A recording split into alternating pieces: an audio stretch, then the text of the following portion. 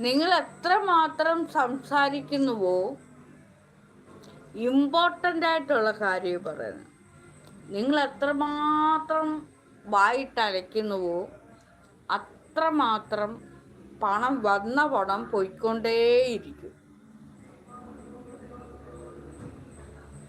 എന്താ നാഗാദേവി പറഞ്ഞത്? നിങ്ങൾ എത്രമാത്രം സംസാരിക്കുന്നുവോ അപ്പോൾ നിങ്ങളുടെ അടുക്കളേക്ക് പണവും വരില്ല. വരുന്ന പണമെല്ലാം സംസാരിച്ച് നിങ്ങളുടെ ഊർജം കളയും ചെയ്യും. പണമെല്ലാം പോയിക്കൊണ്ടിരിക്കും. അതായത് ഹോസ്പിറ്റലിൽ കൊടുക്കും, പിന്നെ അവിടെ ഇവിടെ അങ്ങനെ ഇങ്ങനെയെല്ലാം പണം പോയിക്കൊണ്ടേയിരിക്കും. എന്നാൽ നിങ്ങൾ എത്രത്തോളം മൗനിയാകാമോ അത്രത്തോളം മനസ്സമാധാനം നിങ്ങൾക്ക് കിട്ടും. ക്യാഷ് വന്നുകൊണ്ടും ഇരിക്കും.